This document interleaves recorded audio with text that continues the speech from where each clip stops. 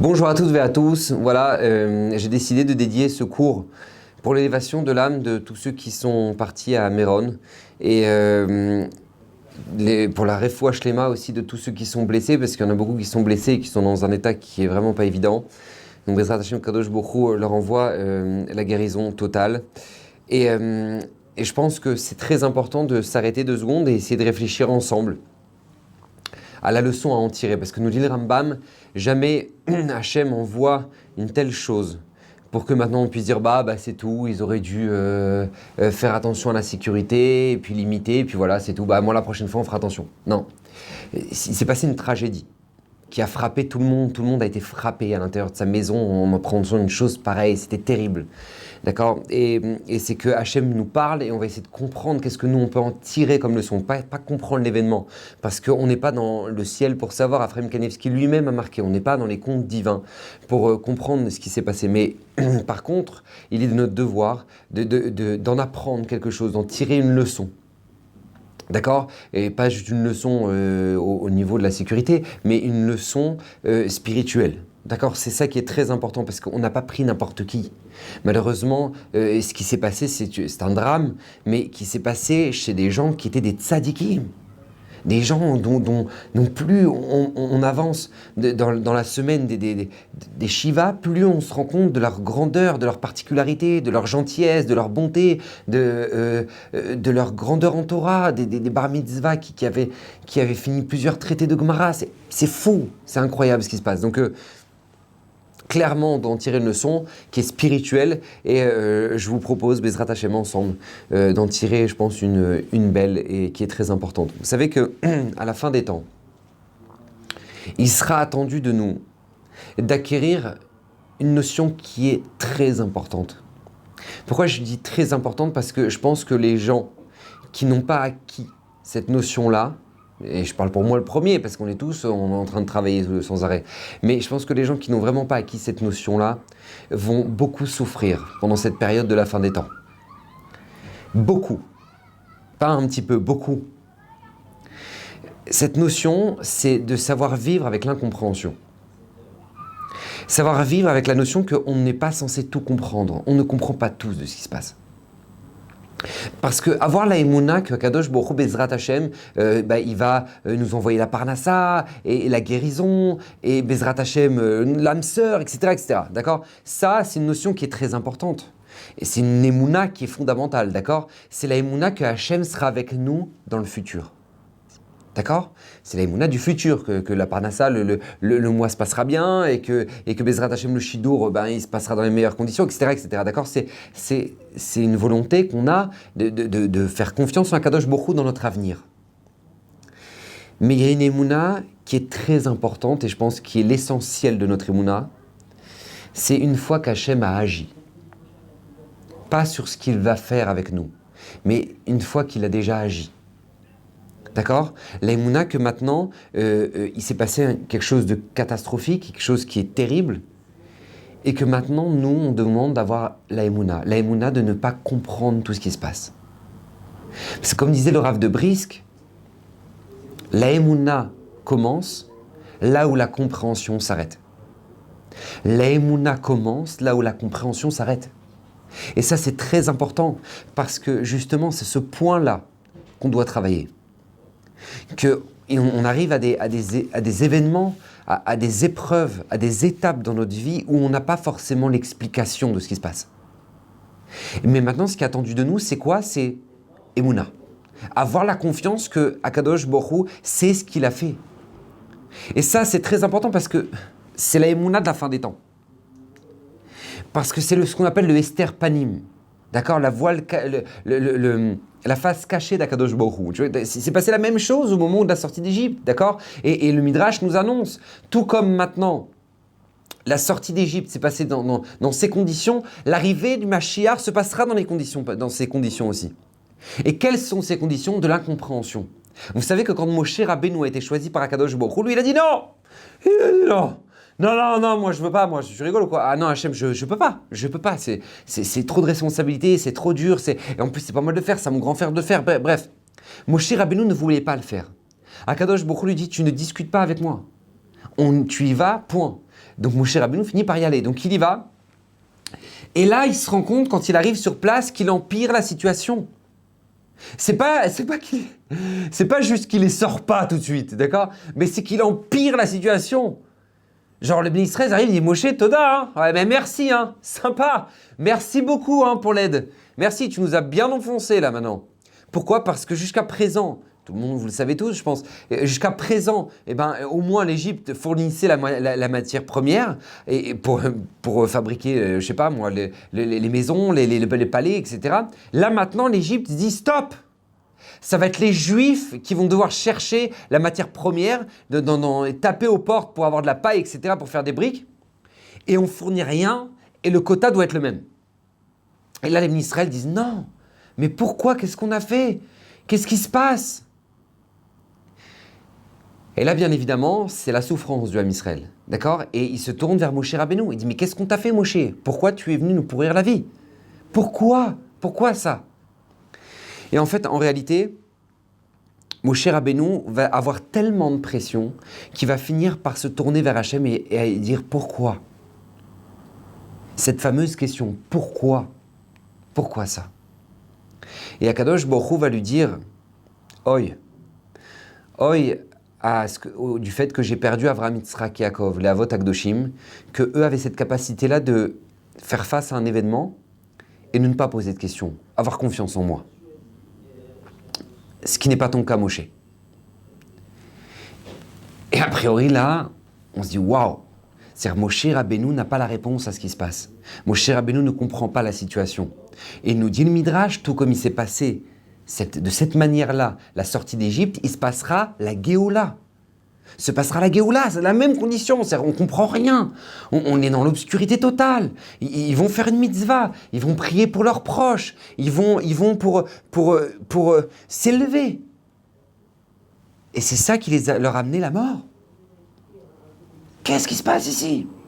Et en fait, ce qui est attendu de nous ici, c'est justement savoir vivre avec nos questions. Ça, c'est l'épreuve de notre génération. L'épreuve de Emouna, c'est de savoir vivre avec nos questions. Et c'est une épreuve qui est tellement difficile que la preuve, beaucoup de gens n'y arrivent pas. D'accord? Beaucoup de gens n'y arrivent pas seulement parce qu'ils sont très dépressifs ou très tristes ou très angoissés tout le temps, mais aussi parce qu'il y en a beaucoup qui tombent dans le piège des Mekoubalim, des kabbalistes comme ça, qu'on ne sait pas d'où ils sortent, et puis qui te donnent plein d'interprétations, et puis toi, mais jusqu'où ça va? Je connais quelqu'un, mais il a un plein Mekoubal, il lui a dit, il avait des problèmes de Shalom Bayit, il lui a dit, regarde, tu perces ton doigt, tu prends du sang, et tu vides ton sang dans un verre d'eau, et tu fais boire à ta femme. Attends, j'ai pas compris. C'est un rave qui t'a dit une chose pareille ou c'est Dracula? Non mais parce que là, on va dans le délire. Et les gens, ils se disent pas au moment, stop, ça va trop loin. Pourquoi? Parce que, mais comment ça se fait que ça marche? Comment ça se fait que ces gens-là fonctionnent et qu'ils aient une demande?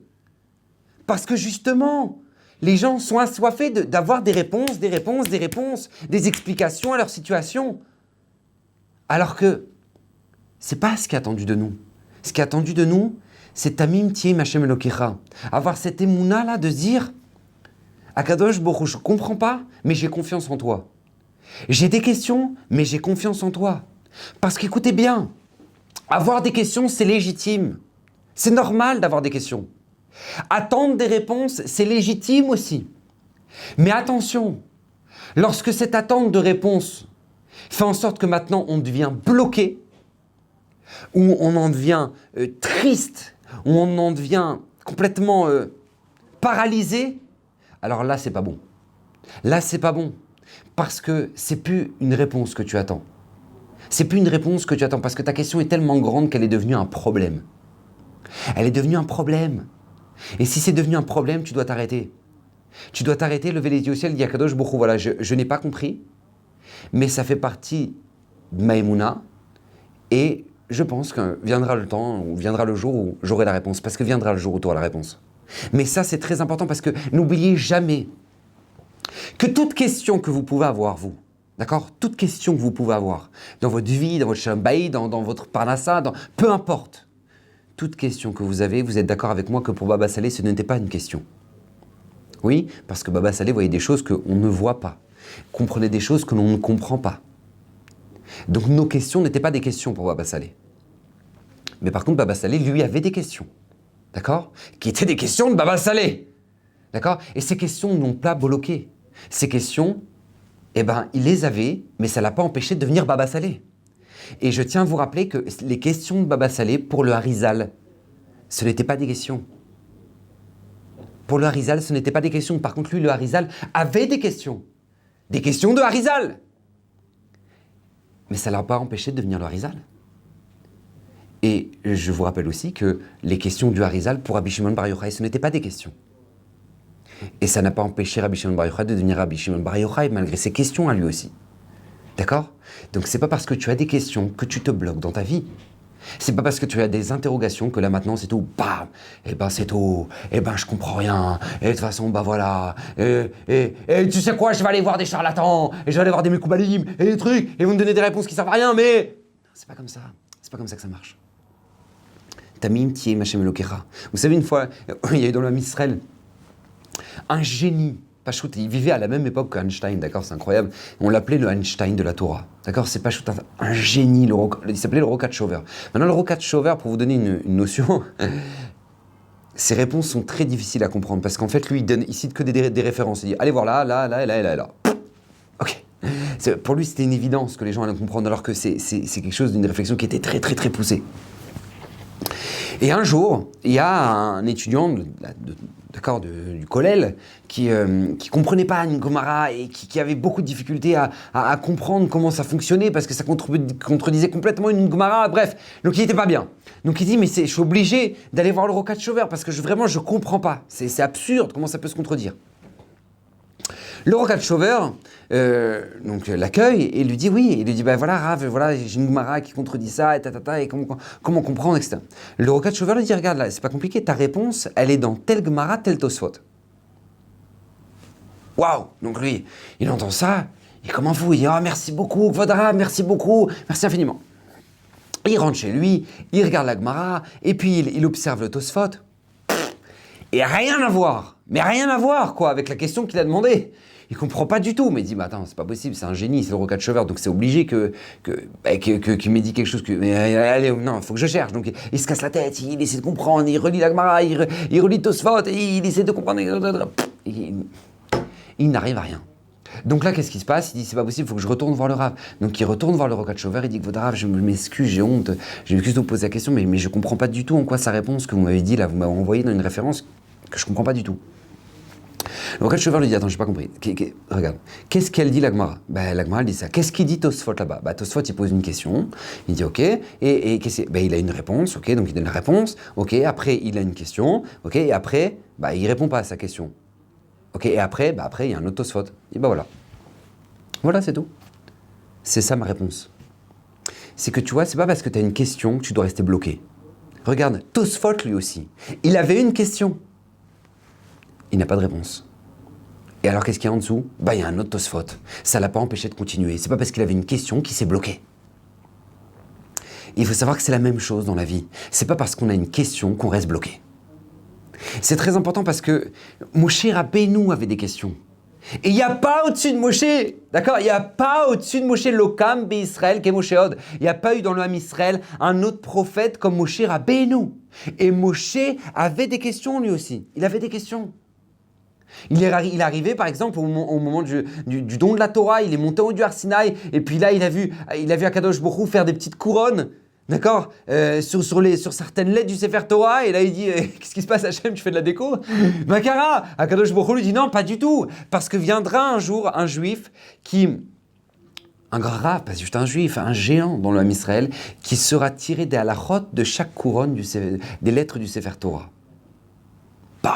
Mon cher Rabbeinu, attends, c'est qui celui-là? Il dit, il s'appelle Rabbi Akiva. Il dit, mais attends, mais j'ai pas compris, si Rabbi Akiva, il est capable de faire une chose pareille, pourquoi tu me donnes la Torah à moi? Kadosh Baruch Hu lui dit, shtok. Il dit, c'est pas ton problème, ça. Et à ce moment-là, Kadosh Baruch Hu, mon cher Rabbeinu demande à Kadosh Baruch Hu, mais quelle va être la fin de ce géant-là, de cet homme-là? Et Akadosh Baruch Hu va lui montrer la fin de Rabbi Akiva qui va se faire arracher la chair par des peignes de fer par les Romains. D'accord? Et la Moshe Rabbeinu va dire Zo Torah vezo srara. Ça c'est la Torah et ça c'est son salaire. Se faire arracher la chair avec des peignes de fer, ça c'est ça les résultats. Moshe Rabbeinu aura des questions. Mais qu'est-ce que va lui répondre Akadosh Baruch Hu sur toutes ces questions de comment un tzaddik peut souffrir, comment un rachat peut kiffer, comment c'est possible qu'un rachat peut paraître extraordinairement bien dans ce monde-là, et puis tu as des tzaddikim malades, comment c'est possible comme ça? Des choses pareilles. Et Akadosh Baruch Hu va lui répondre, écoutez bien, une réponse qui est fondamentale, qu'on ne doit jamais oublier.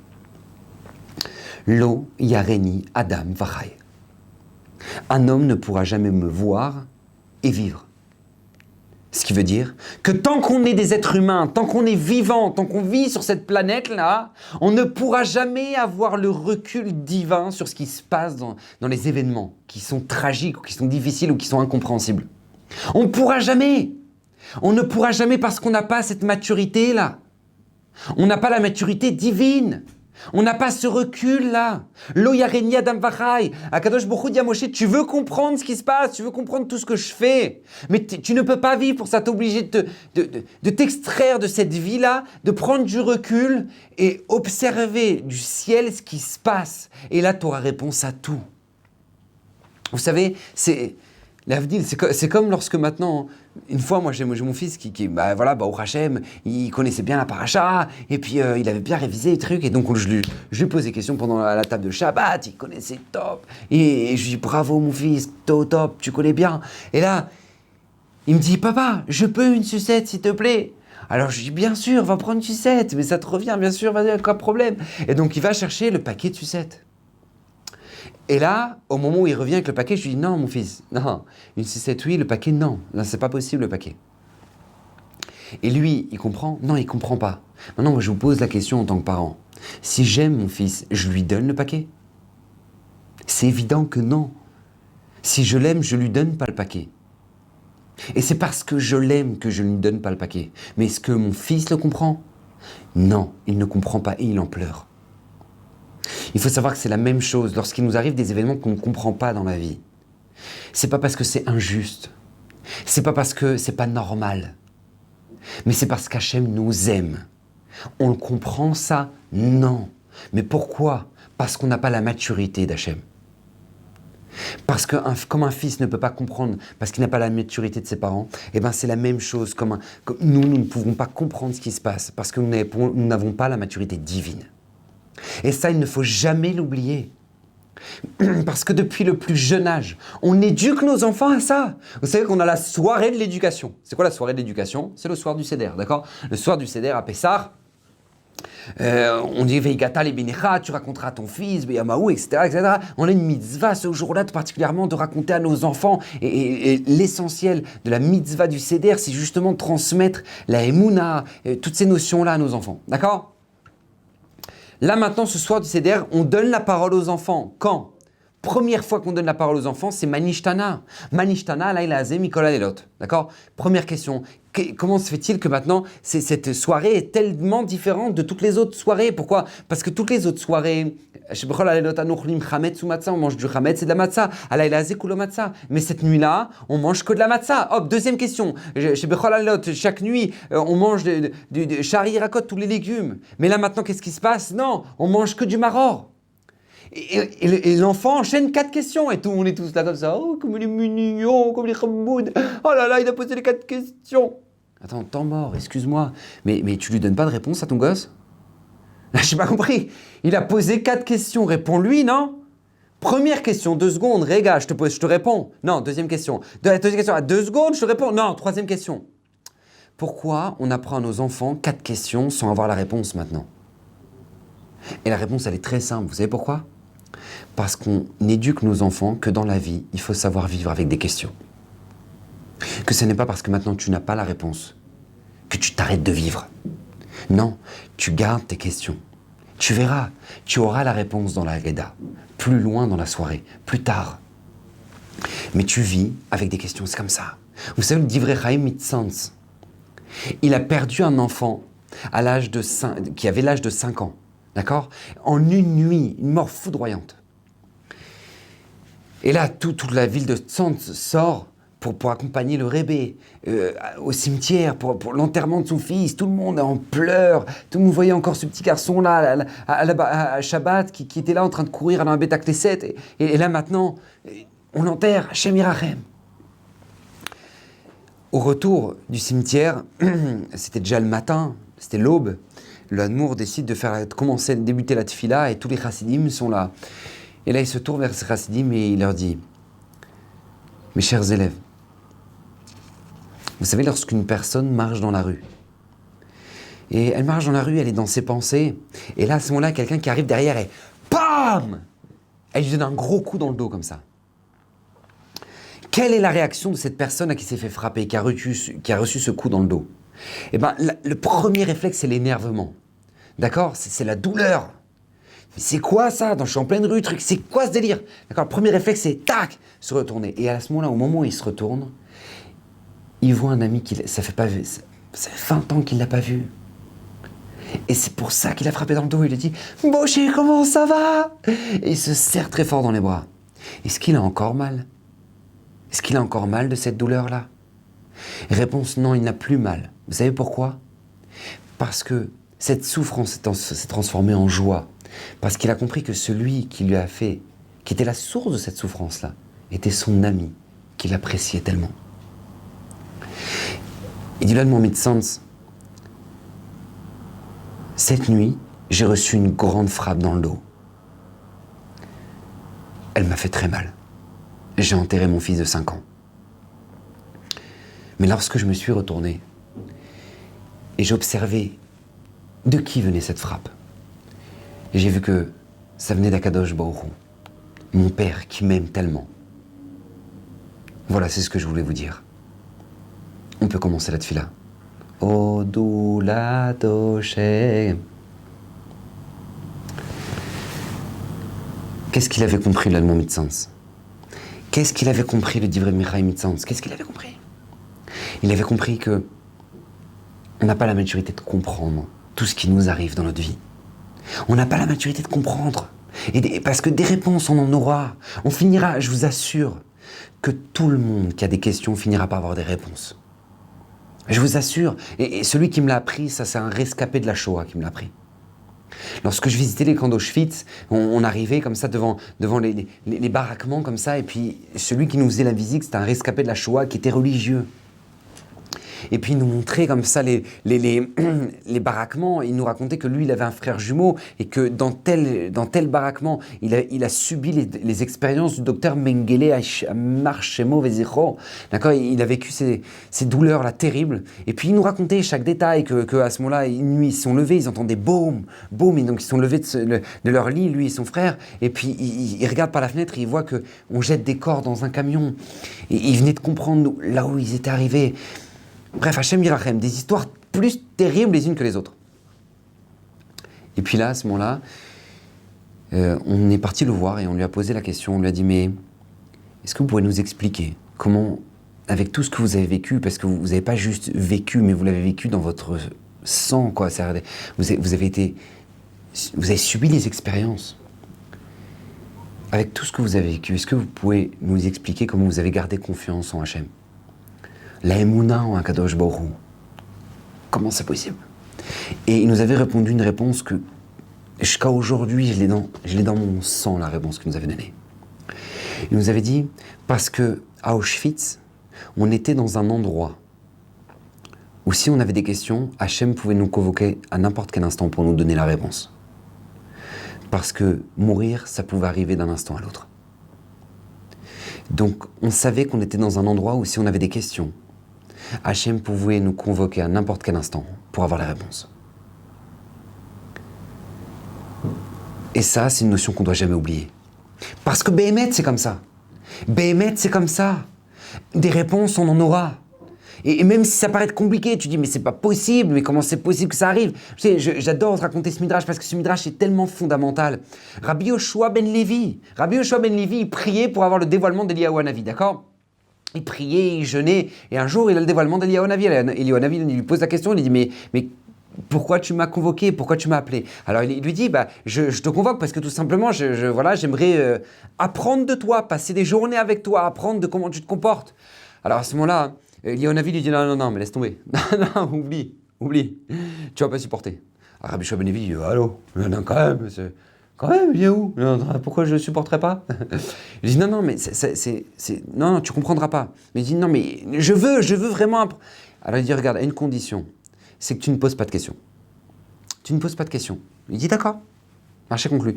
Eliyahu lui dit, lorsque tu vas commencer à me poser des questions, on va se séparer, c'est tout, je ne pourrai pas rester avec toi. Il dit, d'accord. Première journée qu'ils passent ensemble, ils arrivent le soir, ils cherchent une demeure là où dormir, et ils trouvent la maison de paysans, de juifs paysans, très pauvres, et ils toquent à la porte, excusez-nous, on est deux rabbinim, on n'a pas où dormir, est-ce que vous pouvez nous accueillir? Oui, pas de problème, et ces paysans à ce moment-là commencent à les accueillir de manière incroyable, et ils leur laissent leur lit, et puis ils leur font des petites pommes de terre avec du petit fromage, avec ce qu'ils ont, avec la seule vache qu'ils ont, qui est le seul revenu qu'ils ont. Et puis ils sont très touchés, les Eliyahu Hanavi, Rabbi Shua ben Levi. Et puis le lendemain matin, ils partent et ils remercient beaucoup les autres. Et puis lorsqu'ils partent, ils prennent le chemin. Eliyahu Hanavi dit à ce moment-là à Rabbi Shua ben Levi, 2 secondes, je dois prier. Il lève les yeux au ciel et dit à Kadosh Baruch Hu, tue la vache de ce couple. Abat la vache de ce couple. Waouh! Et là, le Rabbi Shua ben Levi dit, attends, il ne peut pas parler, il ne peut pas poser la question. Et là, la vache de ce couple meurt. Le couple est en pleurs, ils ne comprennent pas. Qu'est-ce qui se passe? Et Shua ben Levi, je dis, je t'ai dit, tu ne poses pas de questions. Le deuxième soir, il cherche une maison, il voit un palace, une maison de folie, il voit que c'est un juif, il sonne, il demande, excusez-moi, est-ce qu'on peut venir dormir chez vous pour la nuit? Et à ce moment-là, le riche leur dit, allô, vous croyez que c'est un Airbnb ici ou c'est un casé d'avar? Pas du tout, oubliez l'histoire. Ah, ouais, c'est quoi? Regardez, derrière j'ai une cour, je suis en train de refaire le mur, il y a des graviers, si vous voulez, vous dormez dans les graviers. Il y a là. Ils finissent par dormir sur les graviers. Le lendemain matin, ils se lèvent et disent merci, merci beaucoup. Et là, ils reprennent la route et là, Eliyahu Hanavi lève les yeux au ciel et dit à Kadosh Baruch Hu, s'il te plaît, répare le mur de cet homme-là. Répare le mur de cet homme-là. Et là, Rabbi Shua ben Levi ne comprend pas. Bref, il y a une troisième étape, mais je ne vais pas la raconter parce que sinon ça va être trop long. À la fin, Rabbi Shua ben Levi finit par poser la question, il dit mais pourquoi? Pourquoi il craque? Il dit, mais pourquoi Eliyahu Hanavi t'a fait ça? Ce couple qui était tellement merveilleux, tu leur as abattu leur seul revenu qui est leur vache, et ce riche-là qui est un Racha Merusha, tu lui as fait réparer son mur. Pourquoi? Qu'est-ce qui se passe? Et là, Eliyahu Hanavi lui dit, regarde, tu me poses des questions, on va devoir se séparer. Mais je vais te répondre à tes questions. Ce premier couple-là qui nous a accueillis, le lendemain matin, quand on a quitté la maison, j'ai vu l'ange de la mort tourner autour de la maison. Et là, j'ai compris que la femme devait partir. La femme devait mourir. Mais par le mérite de leur accueil, j'ai fait en sorte que la vache parte en tant que capara, rachat pour la vie de cette femme, pour lui sauver la vie, par le mérite de son accueil. Alors que ce riche-là, qui lui maintenant nous a très mal accueillis, il était en train de refaire ce mur. Mais le problème, c'est que dans ce mur, il y avait un trésor. Et je voulais pas, ça ne lui revenait pas de le découvrir. Donc qu'est-ce qui se passe? J'ai fait réparer le mur.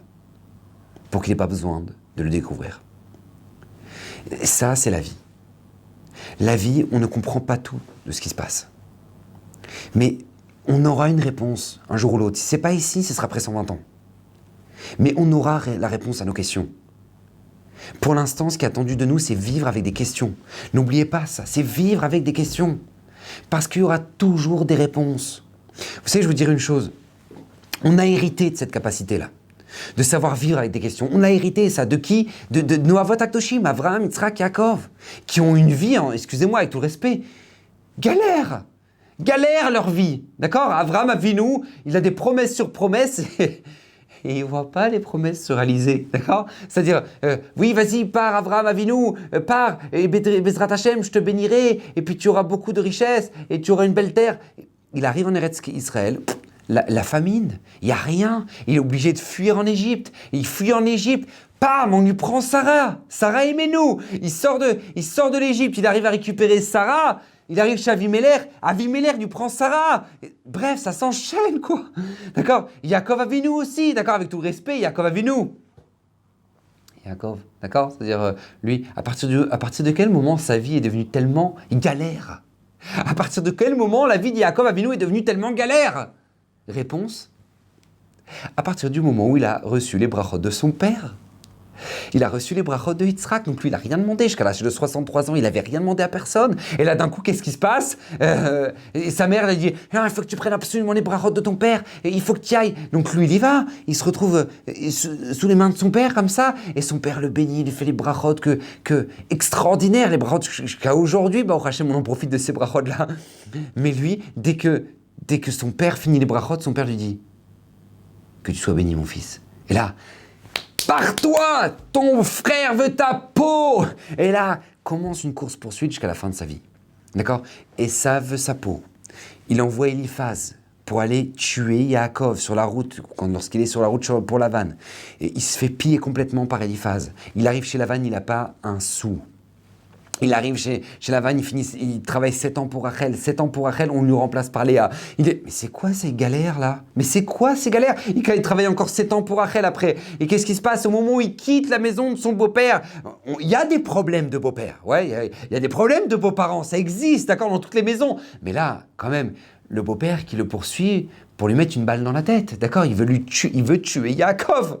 Maintenant, il arrive à se débarrasser de son beau-père. Par miracle, Hachem lui apparaît et lui dit « Tu ne touches pas Yaakov. » Oh Hachem, merci Hachem. Il y a ton frère qui t'attend. Esav t'attend avec 400 hommes pour te couper un petit morceau. Il arrive à Hachem à se sortir de Esav. Merci Hachem. Là, qu'est-ce qui se passe? Dina se fait violer, sa fille se fait violer par Shrem ben Hamor. Baruch Hachem, il finit avec Shrem. Yosef. Et c'est parti pour 12 ans. 12 ans où maintenant il ne va pas voir son fils. Même plus, 20 ans. C'est comme 20 ans. Je dis 12 ans, 20 ans où il ne va pas voir son fils. Qu'est-ce qui se passe? Makarapo. Qu'est-ce qui se passe? Akadosh Baruch Hu voulait préparer le Ham Israël. Arrête de croire que parce que tu ne comprends pas ce qui se passe, ça veut dire que tu es maudit. Non. Regarde, Yaakov, toutes ces galères ont commencé de ses brachot, de dire « Oh, ben, Kvod Harav, merci beaucoup, hein. Non, moi, j'en veux pas de brachot. » Alors qu'en fait, en réalité, la source d'inspiration que l'on a, la source d'enseignement que l'on a, jusqu'à l'arrivée du Mashiach, et les forces, les capacités qu'on possède en nous, d'accord, dans nos gènes en tant que juifs, elles viennent de qui? Des Avot. Elles viennent des Avot parce que c'est eux qui nous ont transmis cette capacité-là, cette force qu'on a à Baruch Hashem, être capable de passer n'importe quelle étape, n'importe quelle difficulté. Alors maintenant, vous allez me dire, alors pourquoi maintenant dans notre génération c'est devenu tellement difficile? Et bien, on voit que maintenant c'est devenu tellement difficile. A priori, entre guillemets, on a perdu cette capacité-là de tenir face à l'épreuve. D'accord? Parce que maintenant, à l'heure actuelle, je sais pas, lui, sa copine, ça l'a plaqué, il est sous antidépresseur, alors qu'il a 18 ans. J'ai pas compris. Ta copine t'a plaqué, t'es pas bien, t'as plus de sens à ta vie, tu me charries ou quoi? Non, mais tu me charries ou quoi? T'as toute ta vie devant toi, là. Qu'est-ce qui t'arrive? Non, mais je t'ai persuadé que c'est mon vassal. Non, mais remets-toi, là. Remets-toi. Non mais calme-toi, tout de suite. T'as toute la vie devant toi. Il y a des gens maintenant, ils ont un échec dans leur business. À 30 ans, ils se condamnent. Ils se condamnent. Ah ben c'est mort, et je réussirai pas, et puis C'est faux. T'as pas passé le tiers de ta vie. Tu n'as pas encore passé le tiers de ta vie. Donc tu peux pas te permettre de te condamner. Comment c'est possible? Il y a des gens que maintenant, mon mari il m'a dit un mot de travers, je me barre chez mes parents. Mais d'où ça sort ça? D'où ça sort ça? C'est une épreuve parmi tant d'autres. Et si tu as des épreuves, ça veut dire que tu vis. Mais comment c'est possible que maintenant, à la moindre épreuve, à la moindre difficulté, non, Kvod Harav, je me sens perdu, j'ai plus de sens à ma vie, je m'en sors pas. Mais regardez ces familles-là. Regardez ces familles qui ont perdu leurs proches à Méron. Regardez, mais ces gens-là sont notre source d'inspiration. Ces gens-là sont notre source d'inspiration, ce sont nos références. Parce qu'ils ont vécu quelque chose d'affreux, d'horrible. Et eux nous ont rassurés. Eux nous ont parlé, eux nous ont dit qu'ils ont confiance en Hachem. Eux nous ont dit que merci à Kadosh Baruch Hu de m'avoir donné un tel mari. Eux ont été capables de dire des phrases, d'avoir une émouna qui est tellement exemplaire alors qu'ils ont vécu une atrocité dans leur vie. Comment il peut y avoir un tel décalage entre ce que beaucoup de gens vivent et n'arrivent pas à s'en remettre avec, avec cette horreur qu'ont vécu ces familles-là. Et eux nous ont rassurés. Comment c'est possible? La réponse, elle est très simple, écoutez bien. C'est que ces familles-là, ces gens qui ont une telle émouna, ont compris un principe dans la vie, écoutez bien, retenez ça. C'est que le poids de la vie est bien trop lourd pour pouvoir être supporté seul. Le poids de la vie est bien trop lourd pour pouvoir être supporté seul. Il y a beaucoup de gens qui sont persuadés que tous leurs problèmes, ils vont devoir les régler tout seuls. Et qu'ils sont seuls, et que de toute façon, il n'y a personne pour les aider, et que de toute façon, c'est tout. Et puis, du coup, ils se condamnent. Vous savez, il y a ce machal, cet exemple tellement extraordinaire du Baal Shem Tov. Le Baal Shem Tov dit une fois, il y a un juif, il était sur le chemin comme ça, il allait vers la grande ville, et puis il avait un sac comme ça avec plein de choses à vendre, et il marchait comme ça, et c'était lourd, et puis il y avait le soleil qui tapait, et il se galérait. Et là, à ce moment-là, il y a son ami Yosef qui passe, il dit « Oh Moshe, monte sur la calèche, pourquoi tu te galères comme ça? Non, monte, je vais à la ville, je t'accompagne, je te dépose, il n'y a pas de problème. » Et là, Moshe monte sur la calèche, et il continue à porter son sac. Alors, Yosef lui dit, mais non mais Moshe, non, détends-toi, tu peux poser ton sac, hein, t'inquiète pas. Il dit, et Moshe lui répond, non, je veux pas parce que déjà que les chevaux portent mon poids déjà, donc j'ai pas envie que, en plus, ils doivent porter mon sac. Et moi, je peux vous assurer que beaucoup de gens réfléchissent comme ça. Il y a beaucoup de gens qui ont une souffrance, qui ont une difficulté, ils ouvrent des Téhilim, mais ils referment le Téhilim avec la même angoisse qu'avant. Avec la même amertume qu'avant, la même tristesse qu'avant. Mais pourquoi tu as ouvert les Téhilim alors? Pourquoi tu as prié Hachem? Parce que tu n'y crois pas. Tu n'y crois pas. Tu es persuadé que ton fardeau, tu es le seul à le porter. Alors que c'est faux, David Amelech nous dit Al-Shlech al-Hachem Yafra. Jette tes problèmes vers Hachem. C'est lui qui les portera, jette-les. Mais ne reste pas avec. Combien il y a de gens qui vont faire des tournées sur les tzadikim, qui vont à Ouman, qui vont dans plein d'endroits, mais ils reviennent avec les mêmes soucis, les mêmes problèmes, les mêmes angoisses. Mais pourquoi tu as fait le déplacement alors?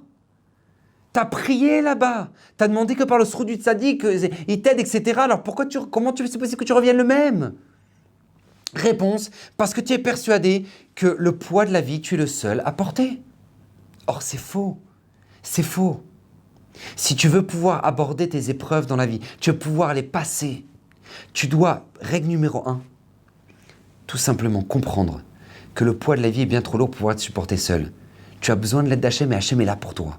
Hachem est là pour toi. Hachem, il attend que tu fasses ta part et Hachem fera le reste. Mais les gens sont persuadés que le résultat, c'est dans leurs mains. Et qu'il faut absolument qu'ils trouvent, qu'ils réussissent ce qu'ils voulaient faire et que le résultat, il soit exactement ce qu'ils voulaient. C'est faux. Plus d'un couple sur deux ne se marie pas avec la personne avec laquelle ils pensaient se marier. Alors quoi? Tu vas déprimer toute ta vie? Non, c'est ton mari, c'est ta femme, c'est comme ça. Toi, t'avais prévu. Hachem, il a prévu autre chose. Pourquoi tu vas être merde? Tu vas dire non. Et la première difficulté, qu'est-ce qu'ils vont dire? Ils vont dire ah bah je savais et ça me correspond pas et je savais que c'était pas exactement ça qu'il fallait. Mais t'es fou quoi? Mais pas du tout. Tous les couples vivent des galères. Tous les couples ont leurs dossiers. Tous les couples ont leurs difficultés. Arrête de croire. Mais ce qui fera la différence entre toi qui as envie de divorcer et les autres qui vont vivre une plénitude dans leur couple, c'est que toi t'as pas envie de bosser et eux, ils ont décidé de dire non, je vais travailler. Je vais travailler, c'est tout. Toi, tu dois faire ta part.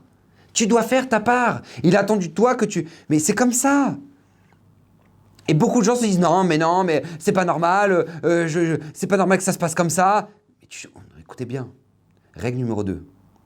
Règle numéro 2. On ne choisit pas nos épreuves. N'oubliez jamais ça. On ne choisit pas nos épreuves. Par contre, on choisit comment on va y réagir. D'accord ? Il n'y a personne qui peut être le bon Dieu pour dire « Non, voilà, moi je veux que ma galère, elle m'arrive à ce moment-là avec telle personne, à ce moment-là. » Non, tu décides pas. Tu décides pas. Et il y a des gens qui perdent leur temps à vouloir décider de comment les gens vont penser de eux, comment les gens vont leur parler, comment les gens vont acheter leurs produits. C'est une perte de temps, d'accord? Je t'assure, Coca-Cola, ils dépensent des milliards chaque année pour essayer d'influencer le choix des gens, d'accord? Mais ils ne décident rien. Donc toi, tu décides rien. Sur les gens, la réaction des gens, c'est pas toi. Par contre, il y a des choses que toi, tu peux gérer. Et c'est ta part que tu dois faire. À quelle heure tu vas te lever le matin, combien tu vas étudier, combien tu vas prier, ça, c'est ta part à toi. Ça, tu dois le faire. Ça, tu dois le faire. Gérer tes émotions, tout ça, c'est ta part à toi. Comment tu vas réagir face à l'épreuve, c'est ta part. Mais l'épreuve, c'est pas toi qui l'as choisie. On ne choisit pas nos épreuves. On choisit comment on va y réagir. C'est très important, ne l'oubliez jamais ça. Parce qu'on tombe en fait dans la génération du film. Les gens sont persuadés que en fait, la vie est un film. Mais c'est quoi un film? Rabotaï, c'est quoi un film? Un film, en gros, t'as un héros, d'accord? Il a un gros problème, et bah, au Hachem, son problème se règle. D'accord? Ou t'as un grand héros qui maintenant, on attend de lui qu'il sauve le monde, mais même s'il meurt, il a sauvé le monde. D'accord? Ou il y a des gens qui ont plein de problèmes, et Baruch Hashem vient la personne qui va leur résoudre tous leurs problèmes, et Baruch Hashem, il y a du suspense, etc. Et Baruch Hashem, tu finis, waouh! Or, la vie, c'est pas comme ça. La vie, c'est pas comme ça.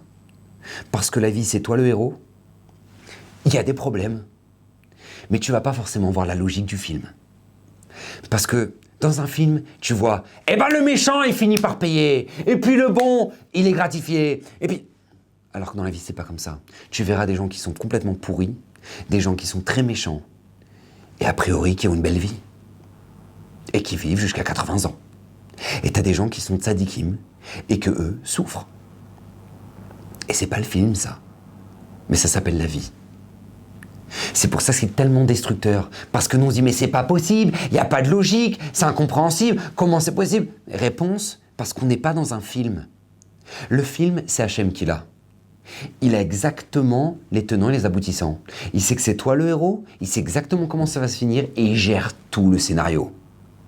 Mais tu ne choisis pas tes épreuves. C'est Hachem qui les choisit. Toi, tu dois apprendre à t'adapter. Ne l'oublie jamais. Tu dois t'apprendre à t'adapter. Tu ne dois pas attendre que maintenant le film se dénoue et tu dis waouh, alors j'aimerais que maintenant, que tous ceux qui m'ont fait du mal, ils finissent par tous payer et que tous ceux à qui j'ai fait du bien, je reçois le salaire. Non, c'est pas maintenant ça. Non, c'est pas maintenant. Oublie, c'est pas maintenant. C'est pour ça qu'en fait, à l'heure actuelle, il y a 3 réactions. Il y a 3 réactions. La première réaction qu'ont les gens, c'est se persuader que leur vie est un échec. Voilà, ma vie est un échec. Voilà, parce que je suis pas maître de ma vie, j'ai pas décidé ce qui s'est passé, ça m'a dépassé, donc ma vie est un échec. Et tout simplement, voilà, c'est comme ça. Voilà, ils ont fait leurs études et puis ils finissent pas du tout dans le domaine dans lequel ils ont fait leurs études. Donc ils sont persuadés qu'ils sont en échec. Ils ont fait leurs études et puis ils finissent par arriver en Israël et qu'il n'y a pas l'équivalence. Bon, ils ont fait leurs études et puis Chas Shalom, il y a une maladie qui apparaît. Et alors quoi? Tu détiens le résultat? Tu détiens pas le résultat. Toi, tu as fait ta part. Kol hakavod. Mais les gens vivent ça comme un échec. Pourquoi? Parce que je suis désolé, c'est pas comme ça que ça devait se passer, et puis maintenant ça se passe comme ça, et puis ils finissent chez un psy. Alors qu'en fait, il manque tout simplement un principe fondamental de Emouna qui est que on vit avec des questions. T'as des questions, on vit avec nos questions. On vit avec nos questions. Et on avance. Et on avance. Et c'est comme ça. Parce qu'il y a des gens qui se condamnent leurs 20 prochaines années de leur vie. Ils se les ont condamnés. Parce qu'ils ont dit, ah c'est tout, mon mari m'a planté, ou ma femme elle m'a planté, c'est tout, c'est tout, les femmes c'est tous des pourris, les hommes c'est tous des pourris. Et c'est voilà, ils se sont condamnés les 20 prochaines années, au lieu de se donner une nouvelle chance. Ils se sont condamnés. Ils se sont dit, leur vie est un échec. Ça, c'est la première réaction qu'ont les gens. Ou deuxième réaction que peuvent avoir les gens, par exemple, c'est on tombe dans le caprice. Vous savez, j'explique en 2 secondes. Imaginez-vous, vous arrivez à Hanouka, d'accord? Hanouka, tu ramènes les cadeaux, et là tu dis « Happy Hanouka les enfants! Regardez, tac !» et tu leur donnes les cadeaux. Et là, t'as ton fils qui arrache le papier cadeau, il regarde le cadeau et dit « Oh non, pas ça. Oh non, mais tu m'as pas acheté ça. Non mais papa, non mais je veux pas du tout ça, j'aime pas ce jeu. » Comment on appelle ça? Un enfant pourri gâté, un enfant capricieux. D'accord? Eh bien, je vous assure qu'il y a beaucoup de gens qui réagissent de la sorte. C'est-à-dire, ils arrivent en Israël, ils ont leur maison, mais ils n'ont pas vu face à la mer. Oh. Bah voilà, bon, bah voilà, hein. On a au moins ça. Hein. On n'a pas vu face à la mer, mais bon, on a au moins ça. Non mais tu me charries ou quoi? Tu peux te permettre de faire une tête pareille? T'habites en Eretz Israël, t'as des millions de juifs qui rêveraient d'habiter ici. T'as une maison en Eretz HaKodesh, il y a des millions de juifs qui rêveraient d'avoir une maison ici. Et t'as rien trouvé d'autre que de plaindre. T'as rien trouvé d'autre que de plaindre. C'est comme les belles-mères. Ah bah voilà, bah elle a choisi un Marocain. Qu'est-ce que je peux faire? Voilà, elle a choisi un Marocain. Voilà, nous, elle aurait pas pu choisir un Tunisien. Ah bah non, elle a choisi un Marocain.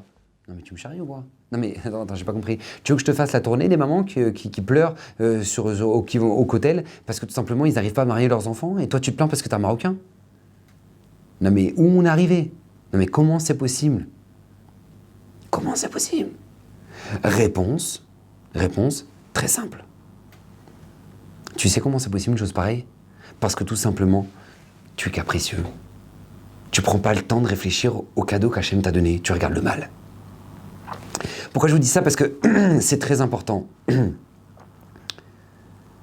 Très important parce que dans notre notion de manière, dans notre manière d'aborder la vie, on peut tout transformer, mais la plupart des gens font la troisième option, par exemple, se bloquer. Ils se bloquent.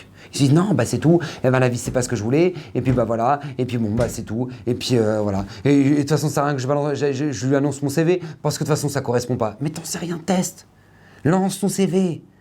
Envoie-lui, t'en sais rien. Ah bah non, mais c'est pas sûr. De toute façon, ça sert à rien de prier parce que de toute façon, ça aboutit jamais à rien. Et de toute façon, moi, ça fait 20 ans que j'attends de me marier. Et la personne, elle se finit par se bloquer toute seule. Pourquoi je vous dis tout ça? Parce que n'oubliez jamais l'événement qu'on a traversé à Méron. Et les familles, la réaction des familles nous ont appris deux principes fondamentaux. N'oubliez jamais, ce premier principe, c'est qu'on vit avec des questions. On n'est pas censé tout comprendre. Viendra le jour où Akadosh Baruch Hu nous donnera la réponse. Mais on n'est pas censé tout comprendre. Ça, c'est la première notion. Deuxième notion, c'est n'essayez pas de contrôler l'incontrôlable. N'essayez pas de contrôler l'incontrôlable. C'est pas dans nos mains. Il y a des choses qui nous dépassent. Mais ce qui est attendu de nous, et c'est la émouna de la fin du Mashiach, d'avant l'arrivée du Mashiach, Bezrat Hashem, c'est de vivre avec l'incompréhension. Parce que tout comme les Bnei Israël sont passés par cette étape-là avant d'avoir la Géoula en Égypte, et ben c'est l'étape qu'on doit traverser avant la Géoula Shlema, où tout sera clair lorsque Mashiach viendra, Bezrat Hashem, Meram Yaminu. Donc Bezrat Hashem, qu'on puisse tous se renforcer ensemble, avoir cette émouna tellement exemplaire qu'ont su nous donner les familles de ces victimes, et que Bezrat Hashem, ces paroles, puissent amener l'élévation des âmes de, justement, ceux qui nous ont quittés, la réfoua Shlema, la guérison complète de tous ceux qui sont malades. Et que Bezrat Hashem, ma chère, puisse venir me ramener à nous, et que le visage de tout à chacun puisse être rempli de joie, Bezrat Hashem. Qu'Hashem vous bénisse, bracha vatzlacha.